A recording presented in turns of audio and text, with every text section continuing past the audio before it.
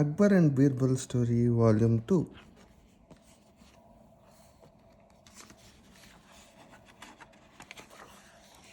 The Pot of Wit. Once, after a disagreement, King Akbar became furious with Birbal and asked him to leave the court. Birbal obeyed and went to a village far away.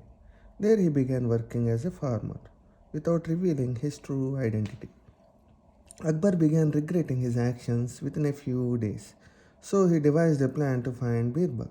He immediately sent an order to every village, asking the villagers to fill a pot with wheat and send it to court. If they can't fill the pot with wheat, they must fill it with jewels. When Birbal heard the announcement, he assured the villagers, I will fill the pot with wheat in a month. He took a pot in his arms and headed to a watermelon farm. There he chose a small watermelon and placed it inside the pot. Without cutting it from the vine, he nurtured the plant carefully. Soon the watermelon grew in size and it became impossible to remove it from the pot without damaging either. Birbal finally cut the vine when the watermelon filled the pot entirely. He then sent the pot to the king's court with a message saying, Your Majesty, please remove the weight from the pot without cutting it or breaking the pot. Akbar instantly knew that only Birbal could reply in such a witty manner. He personally visited the village from which the message came and brought Birbal back to the court. The disputed well. Iqbal was a shrewd farmer living in Akbar's kingdom. He owned a garden which had a well in the corner. His neighbor was also a farmer who wanted to purchase the well to irrigate his fields. Iqbal sold the well to his neighbor for a handsome sum. The next day, the neighbor was surprised to see Iqbal drawing water from the well. The neighbor shouted, I own that well now. Why are you drawing water from my well without my permission? However, Iqbal did not pay any attention to his neighbor and kept drawing water from the well. This led to an argument between the two, and they reached King Akbar's court to settle their dispute. Akbar asked Birbal to resolve the dispute. Birbal inquired of Iqbal, You have sold the well to this farmer. Why do you still draw water from it? Iqbal cunningly answered, I sold the well to the farmer, not the water. I can still use the water. Birbal said, So you claim the water in the well is yours. But how can you keep it in another farmer's well without paying rent? You must pay rent to your neighbor. Stunned Iqbal couldn't argue further. Scared of punishment, he begged Akbar and Birbal for forgiveness and promised not to use water from the well again. The neighbor thanked Birbal and left.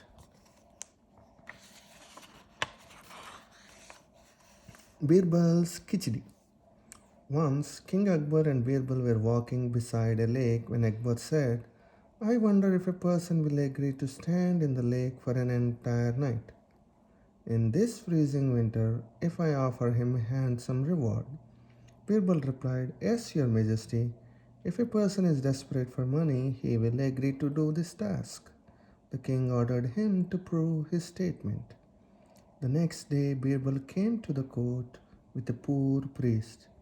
He claimed, Your Majesty, this priest is very poor and will stand in the lake the whole night. Akbar promised to give the priest 100 gold coins if he successfully completed the task. The poor priest was happy and agreed instantly. The priest stood shivering in the cold lake all night long. The next morning he returned to the court to receive his reward. Akbar said to the priest, How did you manage to stand in the freezing winter water all night? The innocent priest replied, Jahanpana, I saw a faint glowing light coming from your palace. It gave me strength to stand in the cold water. Akbar shouted, Is that so? Well, then you do not deserve the reward. You cheated. The light from the palace gave you warmth. The poor priest went back empty handed. Birbal tried to convince the king to change his decision, but failed. The next day, Akbar went to go hunting, but Birbal was not present in the court. He sent soldiers to Birbal's house to summon him to the court.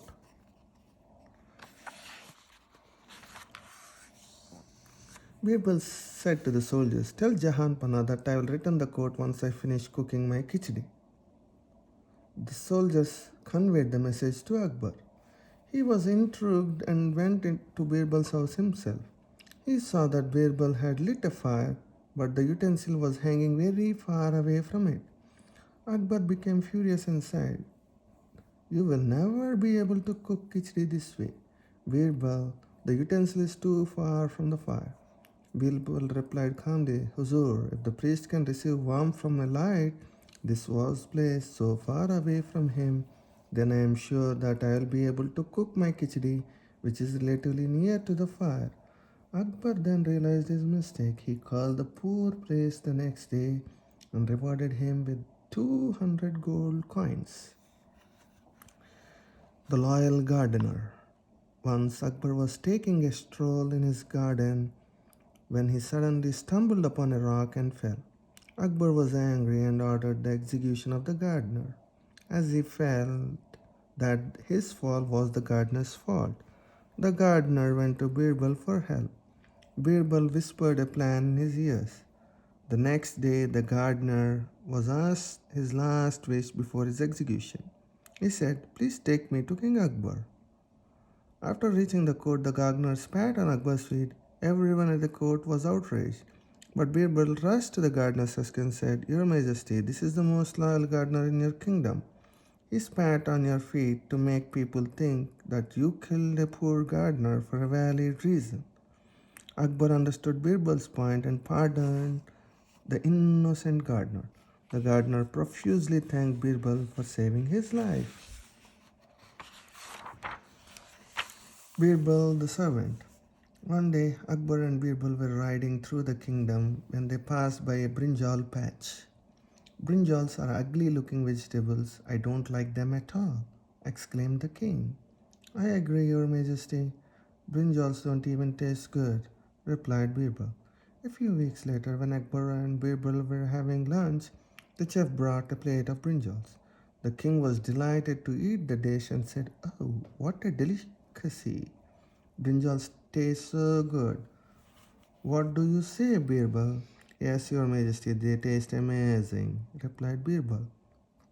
On hearing this, Akbar asked him, "But the other day you said that you don't like the taste of brinjal. Why did you change your opinion?" Birbal smiled and answered, "Your Majesty, I am your servant and don't know loyalty to brinjals." Akbar laughed at Birbal's humorous reply. The king's whiskers. One fine morning, King Akbar was sitting in his royal throne when a question struck his mind. He asked his courtiers, "Tell me, courtiers, what punishment should I give to a person who pulls my mustache?" A minister replied, "Your Majesty, that person should be beheaded." Other courtiers too suggested many cruel punishments for the person who dared insult their king. Later, when Akbar met Birbal, he asked, "Birbal, what do you think?" Birbal thought for a while and then said, "Your Majesty, that person should be rewarded with sweets." "What? Why?" asked Akbar. Birbal politely answered, "Jahanpana, the only person who can dare to pull your whiskers is your grandson." Thinking about his naughty grandson, Akbar loudly laughed at Birbal's answer and awarded him several gold coins. The fake mother. One day, two women came to King Akbar's court with a baby. The first woman said, "Jahanpana, I have come to your court for justice. This woman is trying to steal my child." The second woman said, "No, Your Majesty, this child is mine. I am his mother." Akbar asked Birbal to resolve the dispute. Birbal addressed the woman, saying, "To end this fight, we should split the child into two, so that each of you can keep one part of him." Suddenly, the second woman shouted, "No, please don't split the child into two. The woman can keep the child." Birbal smiled and announced, "The child belongs to the second woman. Only a mother can make such a great sacrifice to protect her child." The first woman was sent to prison and the baby was handed to the real mother. All the courtiers praised Birbal's wit. The crows in the kingdom. Emperor Akbar loved strolling in the royal gardens. One day he was taking a walk in the garden with Birbal and a scholar from another kingdom. It was beautiful morning, and many birds were chirping around them. Jealous of Birbal's fame, the intelligent scholar decided to belittle Akbar's favorite courtier. He asked Akbar, "Your Majesty, can you tell me how many crows there are in your kingdom?" Akbar was surprised to hear this question. He turned to Birbal and ordered him to answer the man's question. Birbal thought for a moment and said, "I will need a day to count the birds and will give you the exact answer tomorrow." Birbal bid them farewell and left the garden. The next day, Birbal went to the court and announced, "Your Majesty, there are 95,463 crows in your kingdom."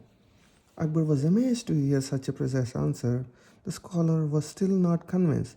He asked Birbal, "Okay, but what if there are more crows?"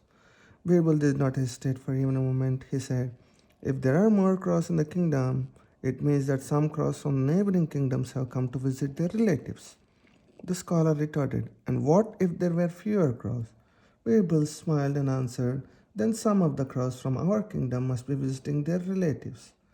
On hearing Birbal's retort, Akbar started laughing loudly and praised Birbal for his quick wit, while the scholar was left tongue tied.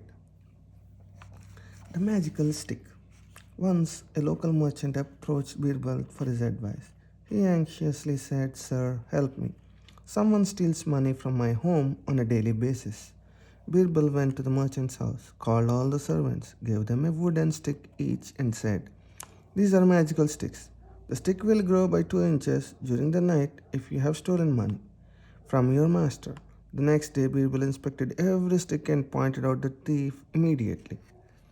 The astonished merchant asked Birbal how he caught the thief. Birbal replied, "These were ordinary wooden sticks, but this man cut his stick short by 2 inches, fearing that it will grow 2 inches in the night." The merchant fired the thief and thanked Birbal. A tale of tongues. Once a priest visited Emperor Akbar's court and said, "Your Majesty, can any of your courtiers guess my mother's tongue? If they fail to guess correctly by tomorrow, I will assume that I am superior to them all." The courtiers conversed with the scholar in various languages. He spoke all of them fluently, and they could not guess his mother tongue. Birbal was then asked to guess the answer. So he went to the priest's house at night, dressed like a ghost. The priest woke up with a start and screamed, "Jai Jagannath!" Birbal took off his costume and said, "You are from Odisha. A man always speaks his mother tongue when in distress." The priest accepted his defeat and congratulated Birbal for his wit. The next day, Akbar rewarded Birbal for creating a good impression of the kingdom in front of the scholar.